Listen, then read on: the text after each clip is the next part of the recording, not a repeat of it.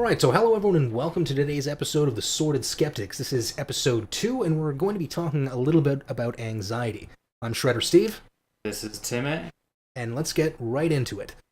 Alright, so anxiety is an all-encompassing emotion that is linked to many different psychological aspects of our lives, such as fear, worrying about the future, along with symptoms of being irritated and nervous.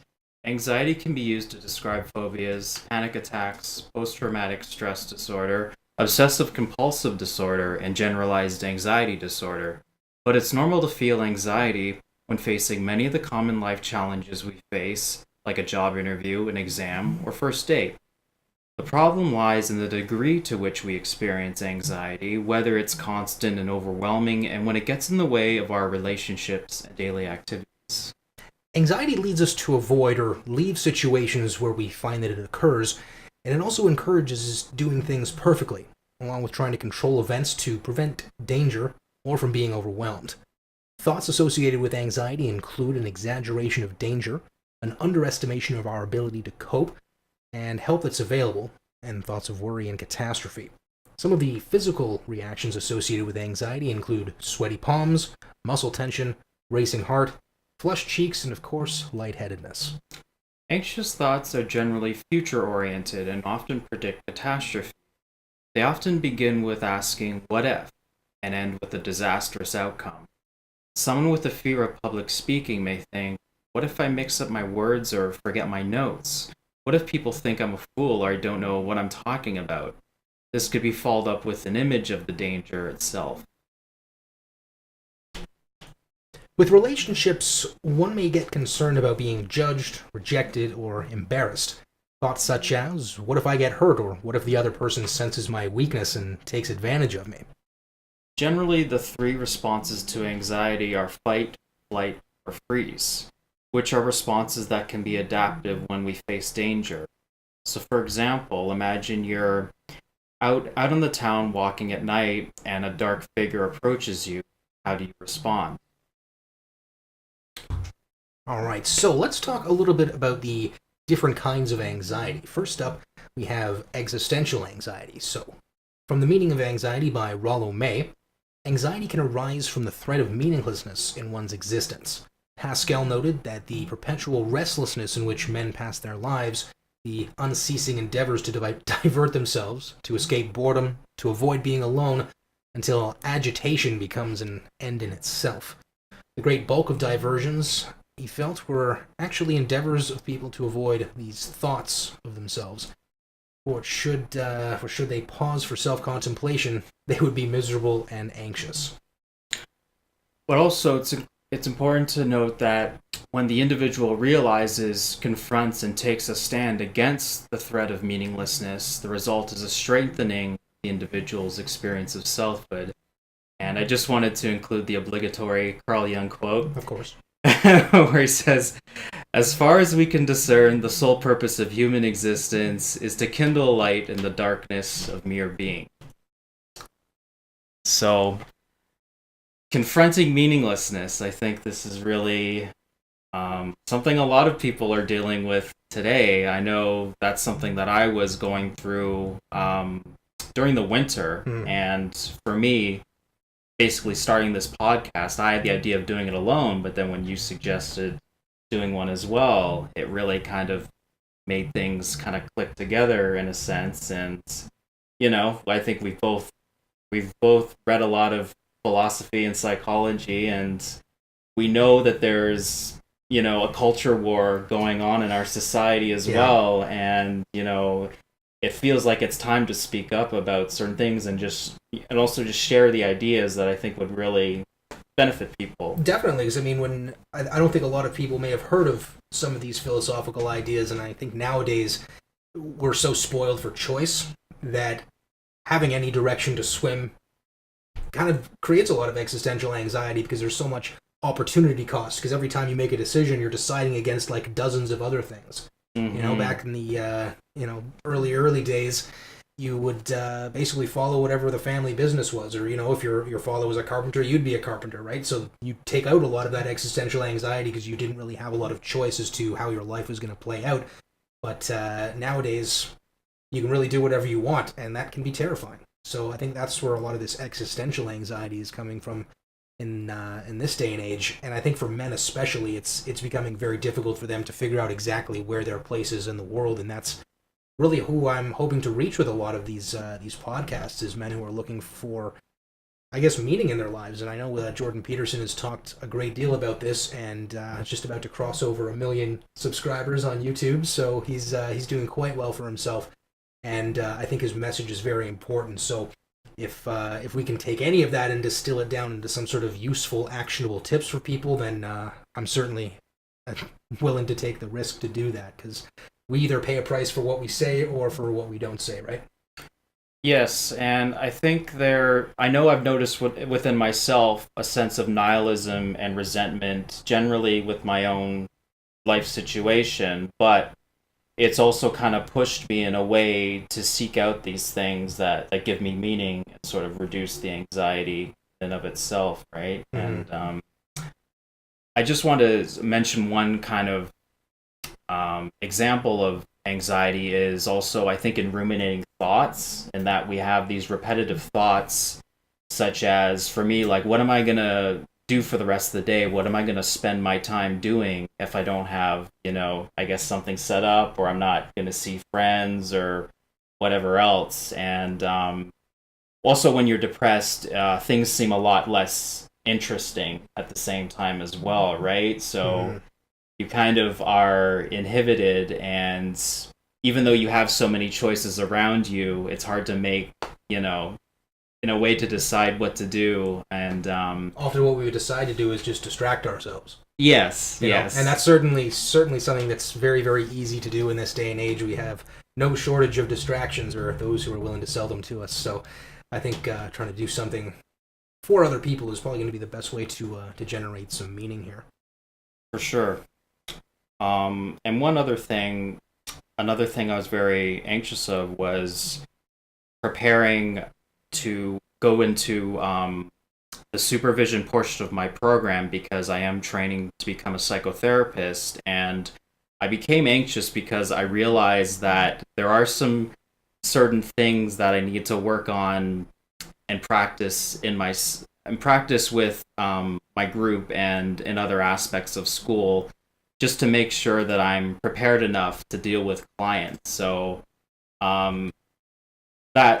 but there's an upside in that anxiety is that it propelled me to take some time to consider on things that I need to work on within myself and challenge myself in the end. And I did reach out to somebody in my program for some advice, and that was very beneficial as well. So absolutely, and I think it's important to realize that anxiety is just part of human nature. This is a very important system that we have in order to keep us alive, but the systems that we have were designed to save us from perhaps an attack from a predator, but this same wiring still exists. I found that whenever you look at some of the early adaptions that we had set up, those systems don't really get removed, they just get adapted or grown on top of, right? So the same fight or flight response that kept us alive is now something that can actually be activated for months at a time. You know what I mean? If you're feeling these stresses and you have these glucocorticoid secretions that are causing this fight or flight response to be activated, it works fine. It works perfectly well if you're only in this state for maybe a few minutes at a time, and then once the threat is obviously gone, or at least abated temporarily, the body will return back to homeostasis. But now it's like, okay, well, we have to worry about finances, we have to worry about family, and we're fully aware that we're all going to die. We do have to worry about securing resources like our ancestors, but luckily we don't have to worry about the saber-toothed tiger that's going to chase us around in the jungle, right? Exactly. Fortunately, those sons of bitches went extinct so long ago that we don't have to worry about them anymore. So, yeah. Sure. Anxiety can manifest in procrastination, where it may seem like you're being productive without actually achieving anything practical, like making a detailed to-do list without actually completing any of the tasks. So again, that illusion of productivity, right? Also, self-doubt and second-guessing yourself can lead to making no decisions, because when you lack trust in yourself, it can lead to confirmation bias, where everything that doesn't go well or turns out badly will count as proof that your decision-making ability is flawed. And yeah, that can be that could be a hell of a mistress to deal with, man. That self-doubt, because it's as you get older, you accumulate a body of knowledge of all of the mistakes you've made in your life. So I mean, 10 to 15 years worth of mistakes you can remember is one thing, but once you're in your 30s, you got decades of experience making mistakes. Yeah, and you feel like you should know like a lot of these things already, and it kind of makes you guilt yourself for, I guess, repeating some of the mistakes that you feel you've already should have integrated. Definitely, and these it has an advantage, right? And we'll definitely get into the advantages of anxiety a little bit later on, so stay tuned for that. Now, if you guys are familiar with Soren Kierkegaard, he believed that anxiety is a state of the human being where he confronts freedom. But also anxiety turns our attention to what Kierkegaard calls our greatest task in life, which is to become who we are. We become someone when we act, not when we just make to-do lists, right? That is to say, we form our identities by having and acting on our principles, commitments, hopes, and dreams. Inaction is unfreedom. It keeps us from standing in right or good relations to ourselves, our friends, and family, and most importantly for Kierkegaard, to God. As Kierkegaard recognizes, the most common form of despair is not being who you are. Also, he believed confidence is not the removal of doubt and anxiety, but rather the attitude that we can in fact move ahead despite this doubt and anxiety. Confronting anxiety also entails faith in our inner certitude. Yeah, and I think it really speaks a lot because, that feeling that you get when you really face something and overcome that challenge, you're not the same person. Yeah, you've built yourself something into something more, I suppose, and it's probably in alignment with your true self as well, I think. But like we were saying before, with all these available distractions that we have, we can often trick ourselves into thinking that we're being productive, and when that anxiety goes or doesn't go away, we're often left wondering why, and then maybe turning back to distraction or perhaps turning to drugs and alcohol to try to alleviate those feelings, right? Because it's something that, or anxiety is something that you can't really see or touch or anything like that, but you can feel it and you know that it's real. Yeah, and it's like a constant gnawing, yeah, I think, in a way, too. Yeah, that constant voice in the back of your head. And it's not always clear exactly what's causing it, too. Like, it does take some reflection. It's very amorphous, I suppose you could say. Yeah. Like, all you really know is that something's not going right, and you got to try to figure out what that is. So, do you want to talk a little bit about Freud's perspective on what he thought about anxiety? Of course. So, with reality anxiety, that includes a painful emotional experience resulting from a perception of danger in the external worlds.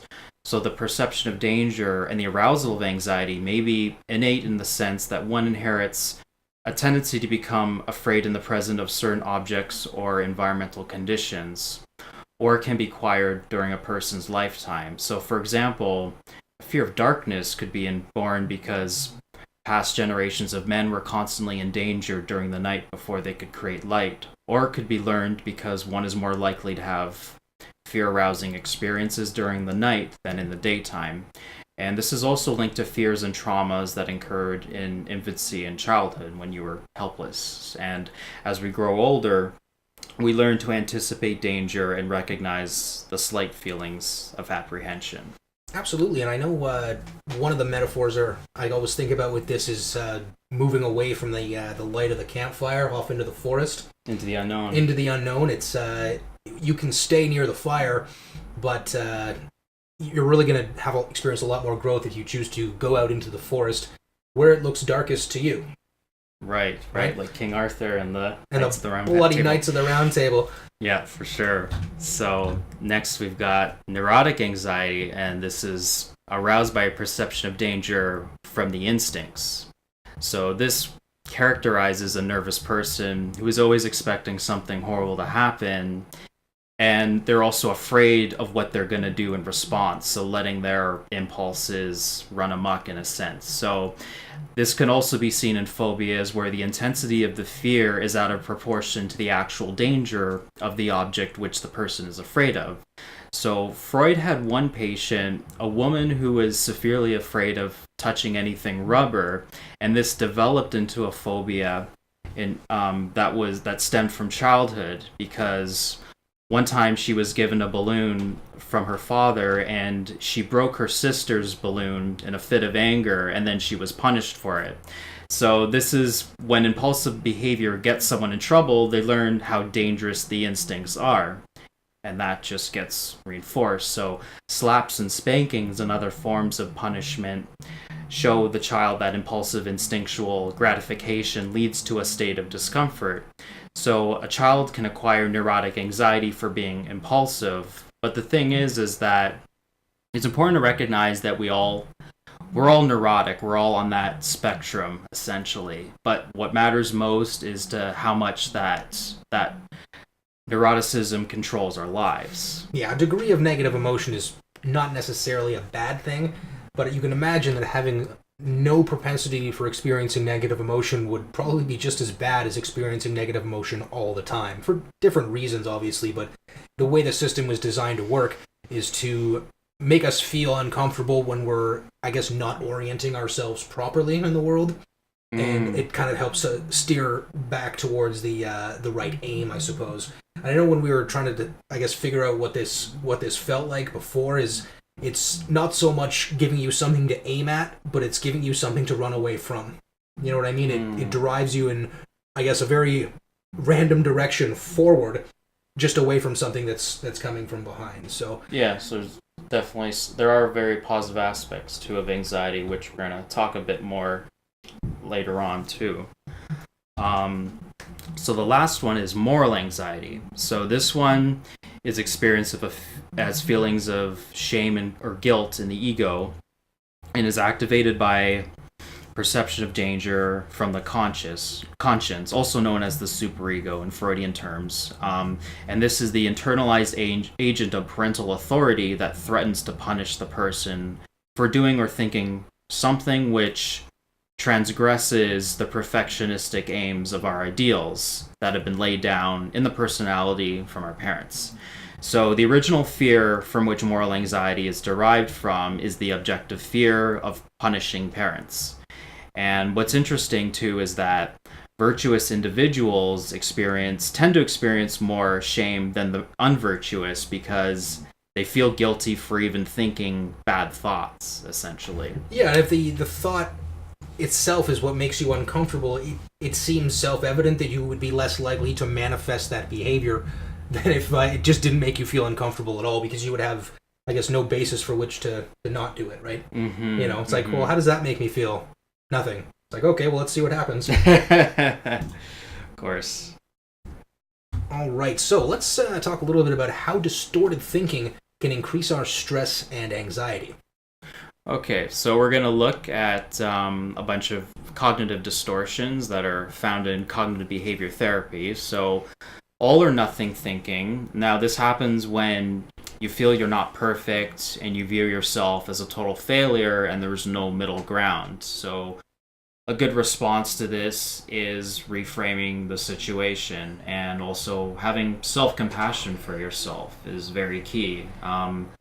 I think I experienced this when I was writing one of my essays for school, and I was kind of punishing myself because I didn't prepare enough ahead, and I realized, the night before that, maybe I should have worked a bit more on it. But then, I just decided to challenge those thoughts, and I realized that even though this happened, I did work on the paper earlier than I ever have before. So I have been improving and working and reducing my procrastination in a sense. And even though I felt like a failure in that instance, it doesn't exactly mean I'm a failure in reality. And I was just getting caught up in that thought. So definitely.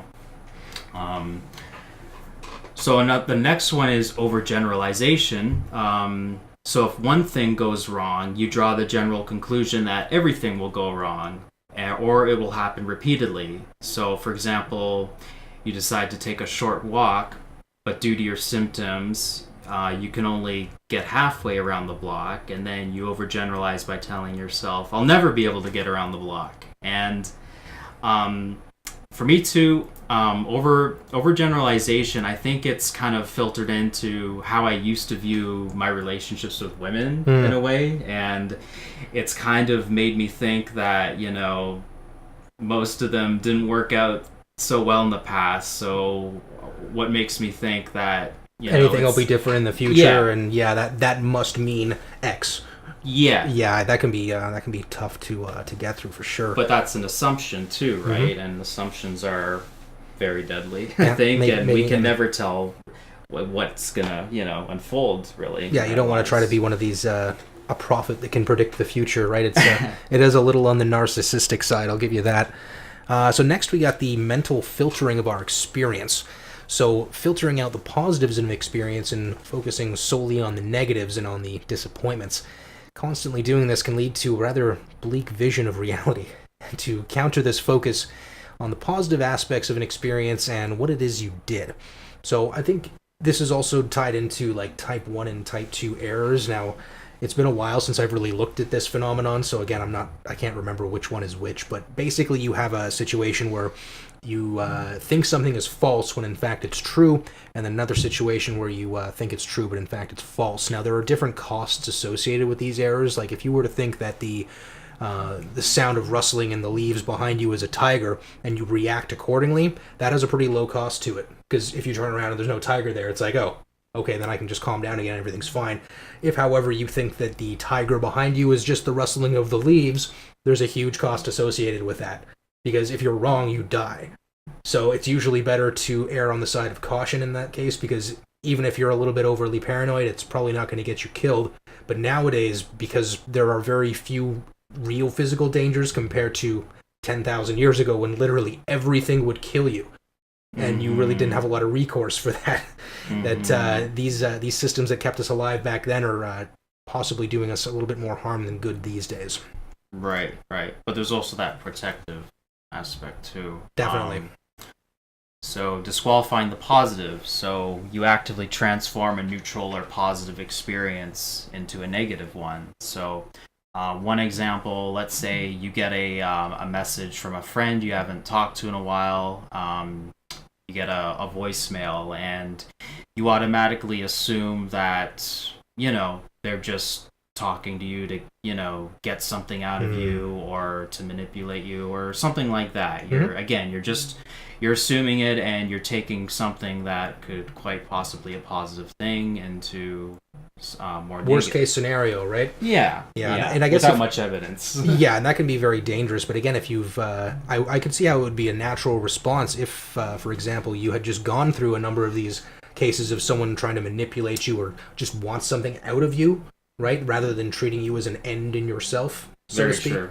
Yeah. Then that's going to prime you again for the next time something like that happens, that you're a lot more on guard. Now, I know if people's, I guess their boundaries are a little bit too porous and they get taken advantage of, they might react by making their boundaries far too rigid and end up damaging other relationships that didn't have a problem before, because now they're being too rigid with their boundaries. So you want to make sure that you got that wall up, but you also want to make sure that it is porous and you can, let love flow both ways, so to speak. Very key distinction. Yeah, and you also don't want to believe that you can read somebody else's mind. It's we aren't mind readers. We can make inferences about behavior, but we got to take our own opinions with a grain of salt sometimes. Yes, and this is exactly what our next one is about, jumping to conclusions. So you jump to a negative interpretation even though it's not supported by the facts, and you conclude that someone is thinking negative things about you and then treat it as an established fact even though that person has never given you cause to think this way. And I've seen this happen a lot around me. It kind of triggers me too, because I just think to myself, you don't know that for sure. It's like putting words in someone else's mouth. So what you're saying is, yeah, we all know the infamous Kathy Newman interview with Peterson, and by the end of it, I think he was just in stitches, just laughing at this person. But initially, what he did was, rather than listening with the intent to respond, he was trying to, really just lean in and figure out, well, who exactly is this person talking to? It's not about me, right? You gotta distance yourself a little bit from that, eh? Yeah, so I mean, it was kind of embarrassing to watch that. It's like, is this the state of journalism these days, where it's like, okay, so he says one thing, the audience hears it, but apparently the interviewer heard him say something completely different. Where it's like Yeah. you're really just trying to shoehorn your guest into a particular narrative, and it's really despicable to watch. So, Yeah, we've been seeing more and more of it, for but sure. it was hilarious. I think it was a huge turning point in the culture war, because I think people really started to see, it's like, okay, what is this woman doing? Yeah, well, it shows the hardcore bias of it too, right? Yeah, and it's like, you know what, if you want to be a biased news outlet, that's fine, but you should probably be pretty upfront with that, rather than trying to say, oh, this is objective journalism. Mind you, I can see how if you were to make that claim and say, oh, this is the objective truth, and you get people to believe that, you can kind of turn that culture in a different direction, right? So I think we, I guess, put maybe too much trust in our journalists, and we should probably figure that out. Absolutely. So next we've got catastrophizing, which is also known as magnifying, and this is basically disproportionately increasing the importance of something that's happening or something that didn't go the way you wanted it to. So making a mountain out of a molehill, a little bit. Exactly. Yeah. Yeah. So it's I guess if you don't really address those feelings and those thoughts, it's very easy to fall down this pathway, and quite often you'll lead yourself into these self-fulfilling prophecies, where it's like, okay, well, I believe this guy's got a problem with me, so I'm going to treat him like crap, and now he treats me like crap, so obviously he has a problem with me. Well, at least I was right. Yeah, not ideal. Yeah, and this is why a lot of self-questioning, I think, is important too, just to really discern the facts of the situation as well. So next we've got relying on emotional reasoning. When you believe the way that you feel is the way you are.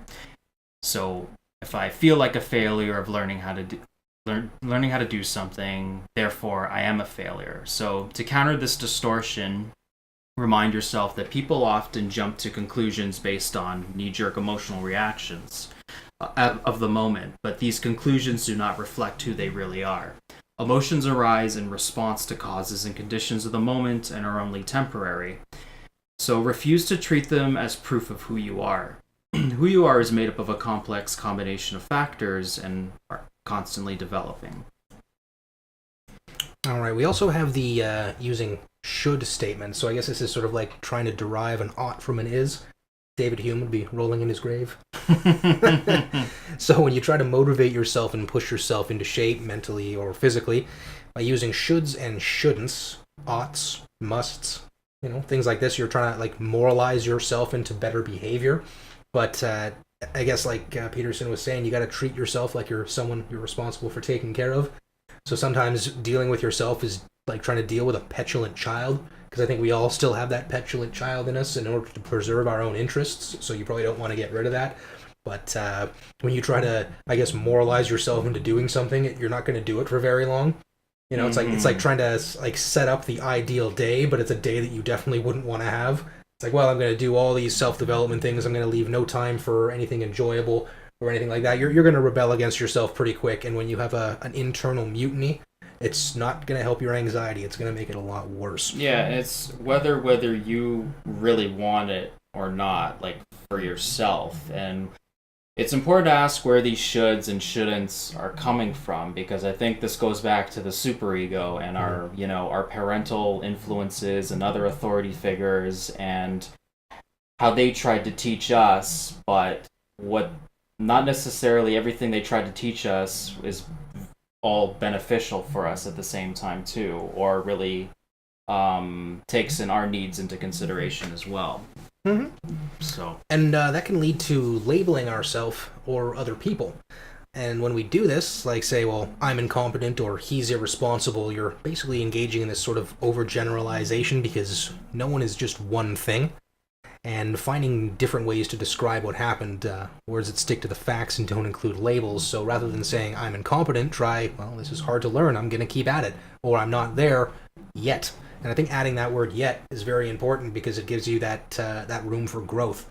I guess one of the things that I guess I didn't think about this before, but I remember reading about this study where they had kids and they split them into different groups, and half of them were told that they were really smart, and half of them were told they made a really good effort.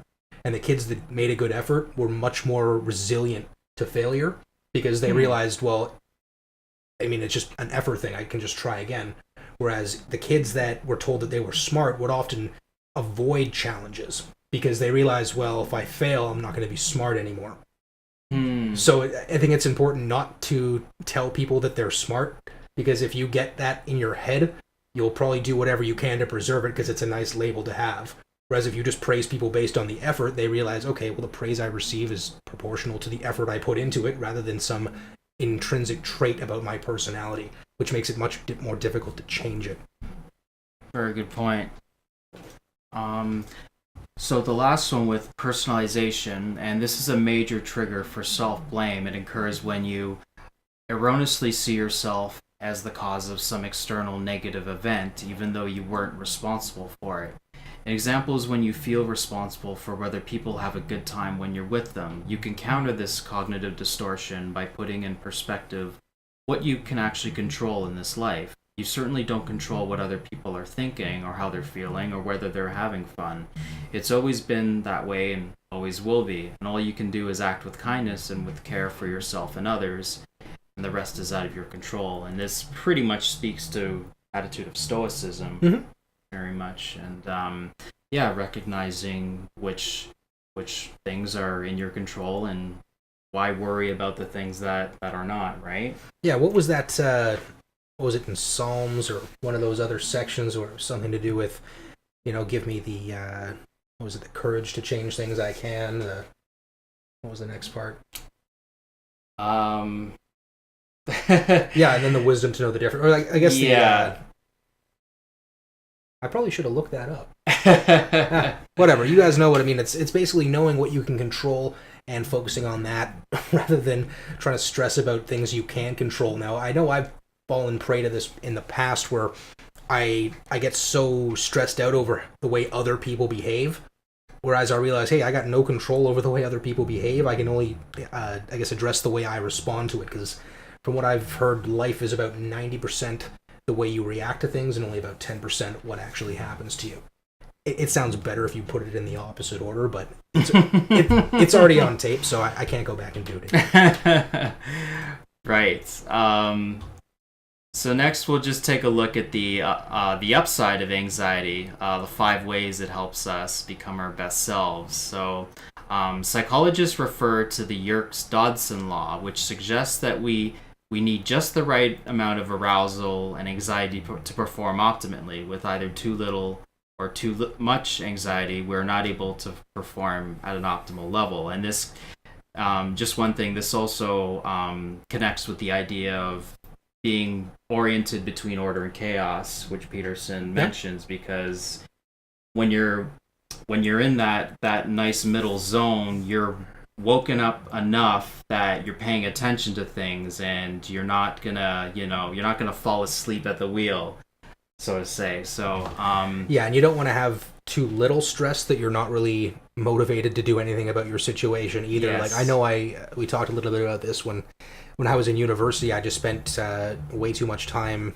worrying about stress, so I sort of understressed myself a little bit too much, and I think I didn't perform at a high enough level because there wasn't really a lot of stakes to it. Because at the end of the day, it's like, you just get the piece of paper and you get out of there. It doesn't really matter where you graduate in terms of your marks, unless there's a certain program that you're going to after the fact that needs a certain GPA or something like that. As long as you get that piece of paper and just get out, then there's not a whole lot of incentive to really push yourself, and I think that probably held me back a little bit more than I care to admit.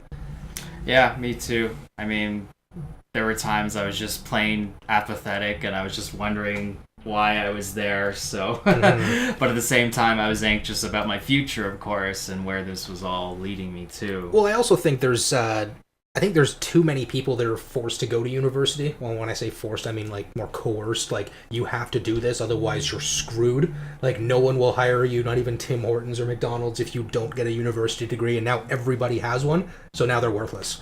You know what I mean? I think the thinking was like, if we can get more people into college, we'll all just get smarter because all the smart people go to college, but it's kind of stupid, right? It's like saying, well, if we want people to be taller, let's put them all on basketball teams because all the tall people are on basketball. It's like, no, you're putting the cart before the horse. It doesn't really work like that. Yeah. And I don't think it's an ideal environment for everybody. I think more people should be going into the trades and figuring out how to add value to other people's lives rather than just figuring out how to get themselves into an ivory tower upon which they could just look down at everybody else and like, oh, look at this, I'm way smarter than you. It's like, yeah, okay. But now everybody has that same qualification, so now it's kind of meaningless. So Yeah, and it's obviously important to figure out more specializations. Yeah. If you're going to be an engineer, a doctor, a physicist, like something like that, then yeah, definitely go to post-secondary because you have to. Yeah. But if you don't want to do that, just going to it for the sake of it, especially now, I mean, it's probably worse in the States. I mean, they're racking up like hundreds of thousands of dollars. Like, you think school's expensive here? Like, I think our tuition is maybe 5,000 to 6,000 Canadian or Canadian shekels every year, right? That's like $5 American, but the and in Montreal and Quebec it's even cheaper. It's like $1,200 a year, and they're the ones out protesting because it's too expensive. Bloody socialists. Okay, so here's the 5 upsides of anxiety. So, number 1, with some anxiety, we tend to think before we act. So we very carefully consider the effects of our behavior on others, which means we're more likely to be empathic. And I think that makes sense because, for me, I don't really want to, I don't want to say things, I don't know, I don't want to, well, as I'm training, to become a therapist as well, but, it's just a vital ability in of itself to, let's say, mentalize and recognize that other people have their own desires, beliefs, and wants. Motivation, right? Like they're coming from a different place, and unless you're walking in their shoes, you might be able to get a glimpse of what they might be thinking, but unless you've had their entire life experience, like we don't even understand our own motivations, for God's sake. Yeah. How are you going to understand somebody else's, right?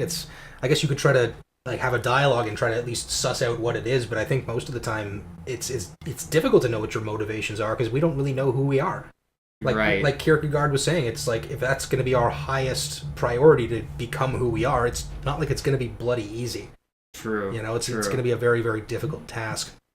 Number 2, a bit of anxiety prevents us from taking potentially dangerous risks.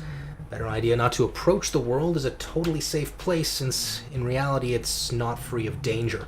So if you don't have any propensity for anxiety whatsoever, you're probably more likely to run into bad situations just because you have no means by which to avoid them. Number 3, anxiety can motivate us to accomplish tasks. For example, arriving on time for visiting the doctor when we're concerned about our health issues. And this involves stress, but it is the excessive amounts that we want to watch out for. So again, if we didn't worry about anything, we wouldn't really get much accomplished. You wouldn't go to the doctor, take care of ourselves, or do what we need to do, essentially. So also, number 4, anxiety and guilt tend to go hand in hand, and there's absolutely nothing wrong with a little bit of guilt if it makes us think about how our behavior might affect the functioning and feelings of those in our lives. But high levels of guilt can lead to shame and embarrassment. And I think you really want to just take other people's perspective into account, right? Because if you don't, it would be very difficult to maintain social cohesion. If nobody gave a shit about anybody else, and that's why I think it occurs at such a visceral level, right? The even our development of language was a way of keeping track of, I guess, the tit for tat that we have to do, the exchange we have with other people, and if we didn't take that into account, I imagine all of those people would probably have just died out. If they weren't murdered outright by their compatriots, they would have been thrown into exile because they're just too much of a dick to be around, right? But I mean, now we don't really have those same constraints, and I think part of the reason why you can usually get away with being a dick nowadays is that we don't have these any need to really be that close to people. With the welfare state and whatnot, it's very easy to just sort of say, well, just give me my check and I'll leave you alone. you know. Right, So right. I think, I think that might have been lost a little bit. But if you are feeling, I guess, that guilt and that embarrassment, I guess check your relationships with other people. Check in a little bit and see if you can get a bit of a perspective on how you're perceived by other people. It's definitely an uncomfortable process. I don't think a Mm-hmm. lot of people want to know how other people think of them, and I suppose too an argument could be made that it's really none of your business what other people think of you. But if you are, I guess, concerned about your relationships and you are interested in self development, getting at least a bit of a handle on it might help improve your self awareness. And if you realize, wow, I just piss a lot of people off because I'm a dick to them, well, if you want that, fine. You know, who am I to say that you shouldn't be a dick? But if you are looking to improve a little bit, this might be a good avenue to look at, right? For sure. And I just find too, like if I sometimes when I check in with other people, they just let me know like things are okay. Sometimes it's something I might be imagining too because Mm-hmm. of high anxiety as well. Yeah, and that So could be pretty reassuring too. It's yeah, like, no, you're not a dick. Don't worry about that. exactly. So But I guess then it's like, okay, well now what else could be the problem? And you're back to square one there. but it's good to practice that honest conversation too. It makes a difference for sure. So number 5 is so those of us who carry just the right amount of anxiety tend to do better in tending to the various demands of life. So Yeah, you don't want to have zero anxiety, and you don't want to have uncontrollable anxiety either. So a nice balance right in the middle, and that's sort of the nature of the virtues, right? It's sort of yeah, the golden mean, the golden mean Aristotle. Yeah. between the two extremes. Yeah, you don't want to Mm, be cowardly, and you don't want to be foolhardy. You want to be courageous, right in the middle, walking on the back of that snake. You know. definitely, yeah. So let's talk a little bit about some of the solutions that you guys might be able to employ to deal with your anxiety. So for the first one, and this connects with our depression episode as well. It's always a good idea to connect with others, and this helps reduce loneliness, a sense of isolation, which can bring about more anxiety. So, talking face to face with somebody about our worries usually makes them seem less overwhelming, and it's a good idea to try scheduling regular meetups with friends or a support group. Definitely, and I think relaxation techniques are also really important, like deep breathing, mindfulness, meditation, and progressive muscle relaxation. So to manage stress, stay grounded in the present, and calm the nervous system down. So this is something that the body will feed back into the mind, and the mind back into the body, and this is a very strong connection. So if you're able to physically calm yourself down, and I suppose without going down the drugs and alcohol route as best you can, these techniques will probably be able to be iterated into the future more successfully, right? Because you want to be able to relax without ending up with cirrhosis of the liver in 10 years. Yeah, it's interesting because even if I noticed that when I was walking up to a lecture or to one of the residencies for my school, I noticed that I'd start feeling really nervous and anxious as I Mm. was walking up the stairs, and yeah, I started practicing just doing some deep breathing before I left my car to go up and walk there, and it really helped me just center myself Mm-hmm. and be yeah. And with the mindfulness thing, I notice now it's if you try to be a lot more conscious about the sensations you're experiencing, like the feeling of the sun, the feeling of the wind, the temperature of the air, the smells that are going on around you, and you try to just fill your consciousness with that which is actually going on in the moment, it leaves a lot less of your mind available to ruminate about the problems of the day. Very good point. So next is we have some books that we wanted to suggest, and one of them is called Mind Over Mood, which is by Greenberger and Podesky, and this is a really great self-help book that really it helps you understand anxious thoughts and where they might be coming from, and it includes a bunch of writing activities to help you challenge your cognitive distortions and to see where the evidence really lies in them, and just to really help you sort out those anxious thoughts and feelings and understand them better. Very helpful. The next one is called The Feeling Good Handbook by David Burns. And again, this teaches you cognitive behavior therapy principles to work through. And to understand your self-defeating thoughts as well. Yeah, I think it's important we touch a little bit on CBT because this is a form of therapy that's actually rated as about as successful as medication. So if you do both, your results are probably going to be a lot better. But unfortunately, medication doesn't work for everybody. It's I think about 2/3 of people it works for, but there's still going to be that third that it doesn't. Now you do have a variety of medications to choose from, but unfortunately they can take about a month to have an effect, and I find that like just insane. Like you'd have to take pills every day for a month, and you wouldn't even know if it's working. And the other thing is it could make it worse. Yeah, it's hard to know. And the side effects are nothing to laugh at either. I mean, you have to really pick your poison sometimes. Where it's like, do I really want to feel just a little bit more on the level, but then also have to deal with dry mouth, like diarrhea, vomiting, potential death, all this other stuff, right? Like they found with what was it?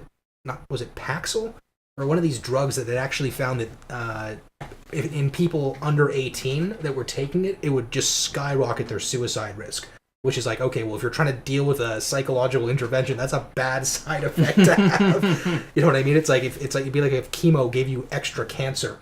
You know what I mean? It's like it's almost ironic that. Yeah, that's what happened with me in Prozac. Like I was getting worse. Maybe that's what. No, Matt. Maybe it was Prozac. I don't know. Yeah. But did you find any success in any medical interventions? Yeah. I Cipralex did help, but the downside was that I gained weight. Okay. So, there's definitely a trade-off with that. But I think the best one that worked for me was Wellbutrin, and that one gives you a bit more energy, and the side effects aren't very severe. That's good, yeah. And I guess if you're at the point where you can't even get out of bed in the morning because you're so afraid of the world and you're so depressed about life and all that stuff, then this might be a good place to start. So I guess you probably want to talk to your doctor about that. Yeah, that's where you go for that stuff. Okay. Yeah, for sure. Okay, and I guess they could get you a referral.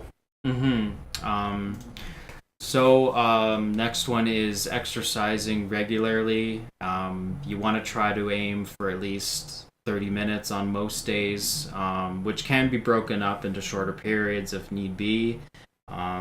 Activities like walking, swimming, martial arts, yoga, cardio, the elliptical. Yep, switch it up, keep the body guessing. I mean, I found that from what I've been reading and the videos that I've been watching and my own experience, you want to be consistent, but then switch it up after you've kind of starting to get used to it. You want to give the body some surprise because the body will adapt to whatever it is you're doing. Yeah, challenge it a bit. Yeah, so and also figure out exactly what your goals are. I mean, if your goals are to, I guess, get a little bit more, better in shape, stuff like that, that's going to be a different training regimen than if you want to be a power lifter or if you want to be a bodybuilder. Yeah, more muscle mass. Yeah, exactly. Like, for example, bodybuilders, although they look amazing, their strength isn't as functional as a power lifter. But a power lifter just looks like a big dumpy bastard. You know, but they're strong as fuck. You know what I mean? Yeah, so if you want to just look good, then it's going to be a bit of a different program than if you want to just be an Olympic weightlifting champion or something like that. So just 30 minutes a day. I mean, try to do either cardio or weight training. I mean, you can do both, but it's not going to be as ideal as focusing on one day and then one on the other day, because you want to make sure that you have the glucose supply to actually be able to accomplish what you're trying to do that day. And if you're splitting it between cardio and weight training, I don't know. If your goal is to look really jacked, cardio is probably not going to be as beneficial for you. And if your goal is to be able to run a marathon, weight training not going to be as ideal as training your cardio, right? But if you just want to have like well-balanced fitness, then yeah, going back and forth between the two is probably going to be a good idea. But again, we're not fitness gurus, and there's going to be way more experienced people online that are going to give you much better advice than we could on that. So, for sure, these are just some ideas. And next is sleeping, of course, another very important aspect of lifestyle, because lack of sleep can worsen our anxious thoughts and feelings. And it's good to aim for 7 to 9 hours. I know, of course, that one when anxiety is more prevalent in my life, I'm likely to stay up later or wake up in the middle of the night, and that makes it a tough go. And it's going to feed right back into it too. Yeah, you're going to feel even worse the next day, and yeah, exactly. But there are still some things you can do to fall asleep easier. One of them, which I should do more of, is look at less screens before I go to bed, because I like watching YouTube for like the last hour of the day. And, definitely, so do I. There's a thing in Android where you can have a blue light filter that turns on at a certain time of day. So I've noticed now, like if I'm on my phone, it'll all of a sudden kind of have like the blue hue will just disappear out of it, and I'm like, oh, it's 1 o'clock, it's time to go to bed. Or at least it's going to be time to go to bed in an hour, so at least it kind of triggers me for that.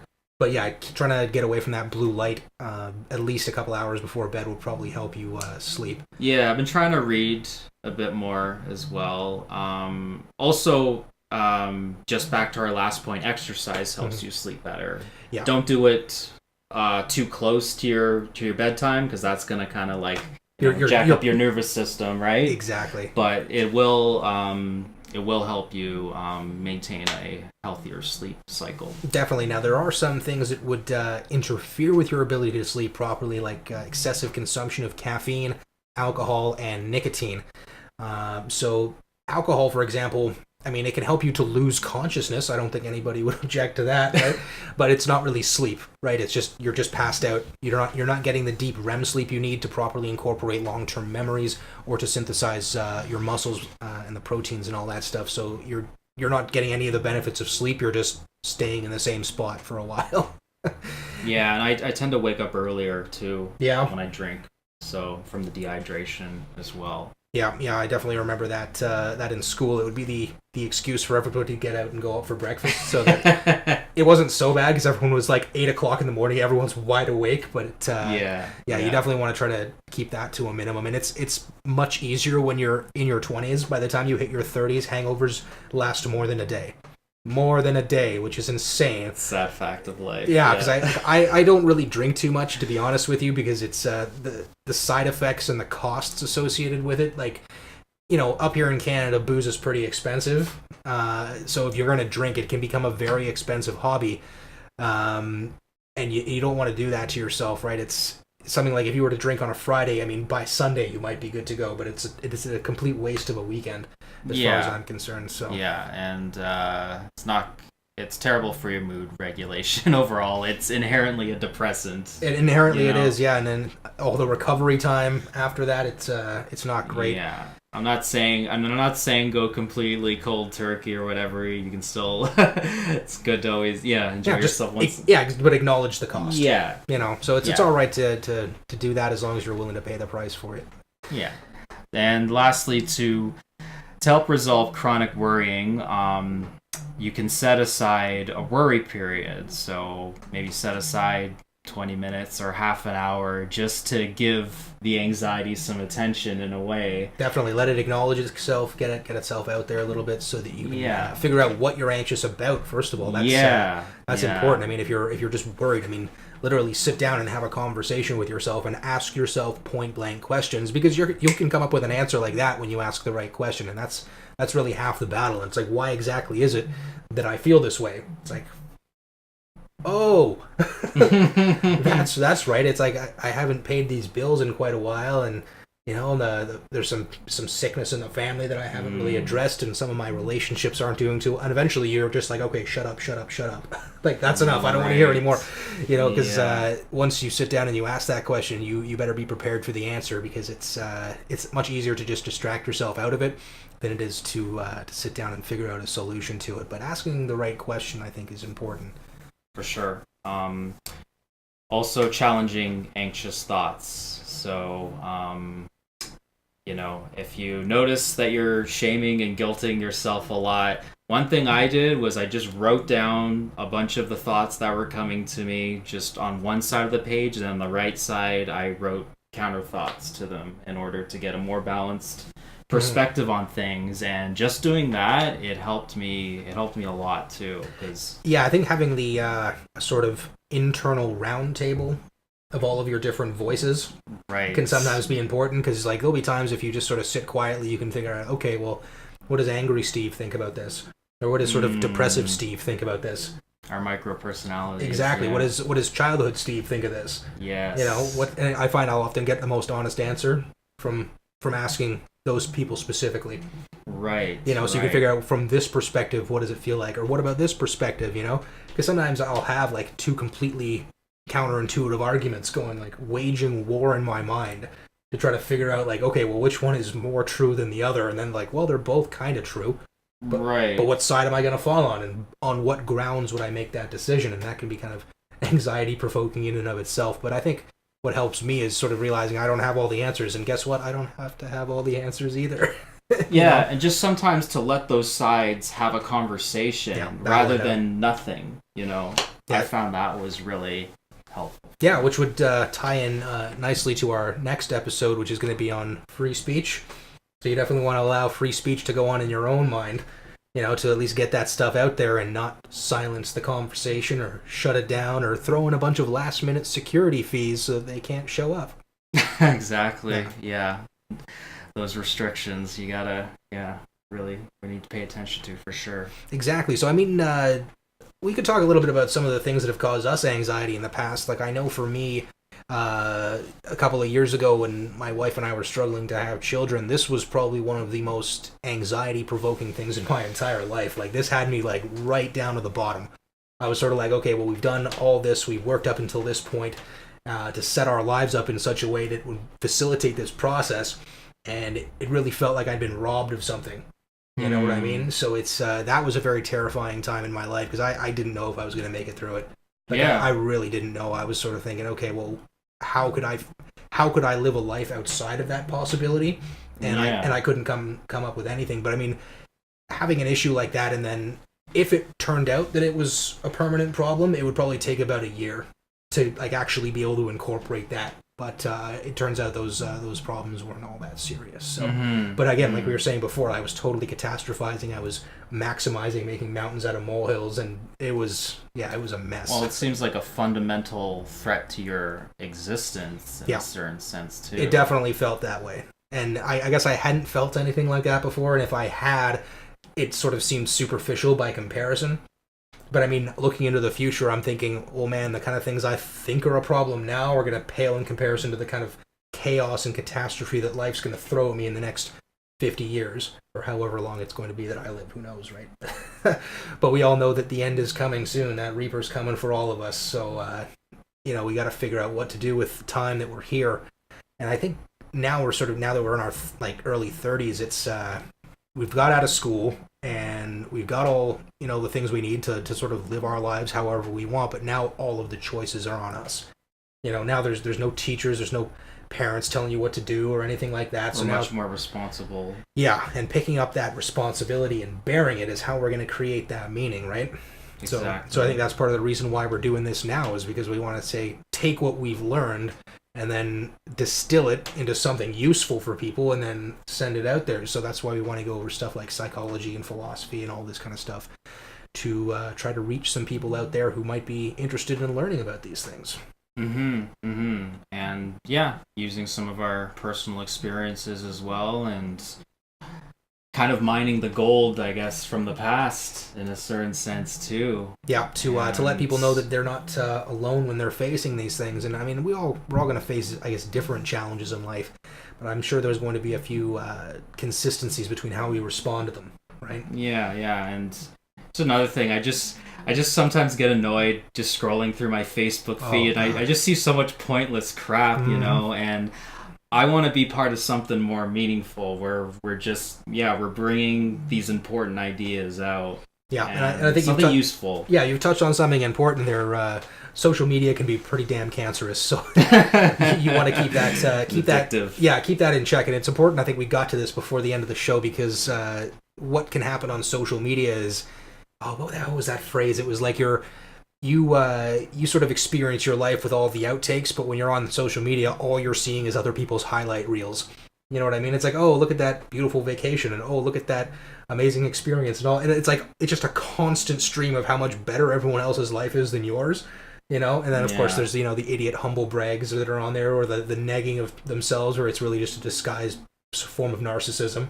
Exactly. Yeah. Yeah. So, and all the trolling, and yes. but it's just a sliver, really, of Yeah, it's not. well. It's not really reality, is it? But can you imagine? Like, we're part of this generation now where we actually grew up in a time before the internet. Like, it only really came around in like 1994 when we were like 9 years old. So I mean, we remember playing outside. We remember team sports. We remember. What else do we remember? Well, we remember dial-up modems. You remember those? I remember. Oh, I remember. I remember that too. Yeah, so we kind of crossed over from the threshold of a more traditional childhood, in a sense. Yeah, where we got that last digital. little bit of it, and then nowadays it's like, well, I mean, what age do kids get phones now? I don't understand. Like, for me, like, we only got phones in high school, and those were like Nokia 5200 or 5900 series, so like Snake. They get them way earlier now, I'm pretty sure. What do you think would be an appropriate age? To get a cell phone? I think Wow. like 40. Safest time to get one. Yeah. Probably, yeah. Maybe high school? Yeah, maybe. Because that's when things are getting a little more complicated. Yeah, more social. Teens are You gotta going be out more. And... Yeah, you got to be involved. You got to be able to connect with people. But it's like, I guess for us, it's like our phones would only call people. We didn't even have text messaging. You know, right. That was sort of a new thing when we were around, because then we had T9. Remember, you'd have to punch the number keys to get to the right letter, and then you could spell out words like that. But now, like, my God, like there's social media, and like I couldn't even imagine doing, because I mean you have to have a whole separate life online. Mm-hmm. You know, now we didn't have a separate online life. Nobody gave a shit about MySpace. You know, that was sort of like, oh yeah, I've heard of that. That's where you put all your information online. Isn't that what they told us not to do? Like, that was like the biggest thing. It's like, don't talk to strangers on the internet. And it's like, now that's all we do is argue with strangers on the internet. Maybe they were onto something there, but I guess they were worried about, like creepers and all that shit, trying to get kids' personal information. It's like, well, yeah, that's a problem, but now it's like you got people like Facebook selling it to the highest bidder, and Twitter using it to get you fired, and all this kind of shit that you never would have anticipated. It's like, wait a minute, so what, people would try to get you fired even though they don't know you, and they're just doing it to screw you over? It's like, yes, that happens all the time. So yeah, you got to be careful with your social media usage, and I guess my policy is I don't say anything on social media that I wouldn't say to someone's face. You know what I mean? It's like, I use my real name on social media and all that stuff. Well, at least on Facebook. Outside of Facebook, no, I use a pseudonym most of the time. That's why I have this, just for my own safety, because it's like, even if obviously nobody gives a shit about what I say now, right? But it's if I were to develop a larger online presence in the future and they start looking back, I have to be very careful about what it is that I've said, because the internet is forever. It doesn't go away. And if people are looking for a reason to screw you over, the social media is probably the first place to go. Like, there was, one of the NDP candidates out in Alberta had to pull out of the political race because of some shit she said on social media in high school a few years prior. And it was just on there, and it's like, that shit will destroy you. You know what I mean? So be very, very careful about what you say, and if you wouldn't say it to someone's face, you probably shouldn't put it online. Very, very You good know, point. I'm a sort of a free speech absolutist, but it comes with a price. You know? Yeah, I mean, you want to be smart about it. Definitely, Same yeah. sense. Definitely. And I mean now, like, with you heard about Count Dankula getting ganked? I've just briefly heard about it. I don't know really the specifics though, but I've heard of Count Dankula. Oh yeah. Dankula, he made a video where he trained his girlfriend's dog to raise a paw whenever he said gas the Jews or something like that, and then he put it online, and it's not a hugely funny joke. It's kind of clever, I guess. It's like, yeah, if you wanted to troll people, yeah, I can see that. But they convicted him, and he's now facing jail time because of this. And it's like, wow. Holy I mean, it might not be a lot. It might be 3 months. It might be a year. Who knows how long it's going to be. But the fact is, it's like, now the Scottish government is more concerned about what people say online than they are about roving rape gangs running through and abducting their kids. So, wow. Yeah, the UK is pretty much fallen at this point, and we need to focus our efforts here at home, because Europe's going to fail and collapse under its own weight of competing interests. The UK is, well, their government are a bunch of pussies and are basically screwing them over and destroying the legacy that William Wallace fought so hard for. So, yeah, we're going to get more into that next week for our topic on free speech, so definitely come back for that one. Was there anything else you wanted to add here about anxiety? One more thing that I just thought of was money. I think that's a big source of anxiety because, of course, we need it to survive. Yeah, it's and the way we everything. bargain with the future, right? We're sort of saying, I'll do this now for money so that I can exchange it for goods and services later on. You know, and it's a house of cards. It really is, because money, it's just an idea. You know what I mean? It's a bunch of ones and zeros in a computer somewhere. It doesn't actually have any real physical value to it. None of it's backed by gold anymore. It's all based on the dollar. And my understanding was what had happened was during World War II, the U.S. had all the Allies pay for the support in gold, and then they changed it to the greenback. So now everybody will sort of bid with that instead. Mm-hmm. But I mean, they can just print it. It doesn't really have any intrinsic value. It's just a bunch of cotton, right? Yeah, and it's, it's been continuously losing its value, especially with the U.S. dollar. Yeah, and us as well. I mean, right now I think we're only about 3/4 of what it's worth. So yeah, it's kind of scary to think it's like, okay, well, if you just put a bunch of your future resources or whatever into money, and like that money could just disappear. I mean, look what happened after World War I with the francs in Germany. Like, people were painting their walls with their francs because it was cheaper than wallpaper. Right. It's like, people have like the wheelbarrows and it's all just it'll just be firewood basically. So that is kind of scary. But keeping that aside, sorry to make you worry about something else. It's like, not only do you not have any money and you need money, but money could also be rendered worthless at some point, and then you're just as fucked. So. I think financial stress is a huge one, but there are ways around this. If you guys want, you can listen to what is it, Optimal Living Daily, and their Financial Living Daily and all that stuff, where they'll give you these financial tips on how to live more minimally. I think one of the important things is minimalism, where you don't want to continuously try to acquire stuff. You don't want to spend money that you don't have to buy things you don't need to impress people you don't like. Mm-hmm. It's a horrible cycle to get caught up in, right? It's important to live a little bit below your means so that you're not constantly exceeding that, and you can bank a little bit for the future. But when I like look at things or pick something up too, usually I'm asking myself whether I actually need it, and because I've done that, I've actually practiced just putting it down and realizing probably don't need it now. One of the things that's really helped me with this is that I've gone through life acquiring things, and then they quickly lose interest after not a long amount of time. And I noticed that I would actually enjoy an item more when I was anticipating receiving it in the mail. And then as soon as you get it, it starts to decline in value. So, that's the danger of ordering books off Amazon. Definitely. Things like that. Try to keep only a couple going at a time, right? Yeah. But what I like about Amazon is you can order the sample. So what I'll do is if I hear a book recommendation, I'll go to Amazon, I'll download the sample, send it to the Kindle, and then it stays in there, right? Oh, okay. So if I'm done a book, I can go through my shelf and say, okay, well, there's that book on I don't know, reinforcing your financial portfolio with like gold and silver. It's like, I thought I was going to read that a while ago. Maybe I'll read it now, or any of these other books that you want to get through. It's good to have the sample in there, and then you can read the first few pages, and if it's worth it, you can buy it after that. But it means you're not going to forget it. Nice. Well, is that? Unless there's anything else that you wanted to go over, it's pretty good. We're about an hour, 8 minutes, so that should be pretty good. Yeah, I think I'm pretty good for now. I just hope that this was useful for you guys listening, and we enjoyed making it. And thank you for listening to The Sordid Skeptics. Yeah, thanks again, guys. We'll see you on next episode.